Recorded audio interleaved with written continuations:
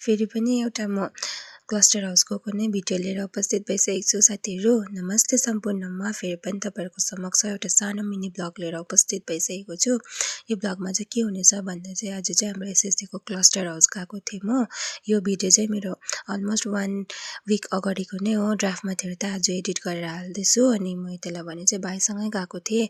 ठिकै भाइ पनि बजार जानेवाला थिएछ प्यासेन्जर लगेर, अनि म भाइसँग गएँ।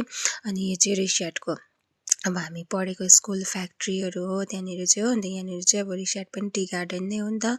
अनि त्यसलाई भने चाहिँ यहाँनिर वङ्गेल र भाइसँग गएको। यो चाहिँ हाम्रो पञ्चायत अफिस हो, जिपी हो। तर जिपीको हाम्रो यो तल्लो तलामा चाहिँ हाम्रो क्लस्टर हाउस थियो। तर अहिले चाहिँ सिफ्ट भएर माथि डालीको मोदी डाँडामा भएको छ होइन। अनि त्यहीँ जाँदै थिएँ म चाहिँ। अनि यो चाहिँ रक गार्डन हो। अन्त त्यसलाई चाहिँ राम्रो वेदर थियो र चाहिँ अब पुरा टुरिस्टहरू पनि आएको थियो। रक गार्डनमा अलिकति भिड नै जाम नै भइरहेको थियो यहाँनिर।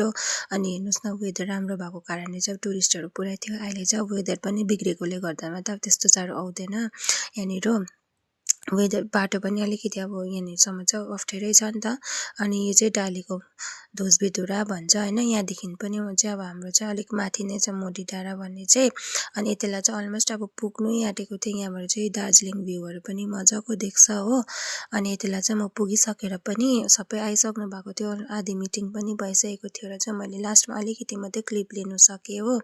अनि क्लिप लिइसकेँ। त्यहाँदेखिको चाहिँ फेरि भाइहरू ठिकै आएको थियो चाहिँ भाइहरूसँगै फर्केँ। अनि यहाँनिर चाहिँ हामीले मोमो आलुमिमीहरू खाएर चाहिँ फर्केको। अनि यहाँनिर चाहिँ हाम्रो चाहिँ रासिन पनि लानुपर्ने थियो नि त। गाडी गएको बेलामा बोक्नु त पर्छ हाम्रो त होइन। तर र पनि आधी बाटोसम्म हुन्छ भनेर चाहिँ रासिन ल्याएर यहाँनिर दादालाई पर्खिरहेको थिएँ। मैले चाहिँ यहाँनिर आधी बोकिरहेको थिएँ। Thank you for watching every one.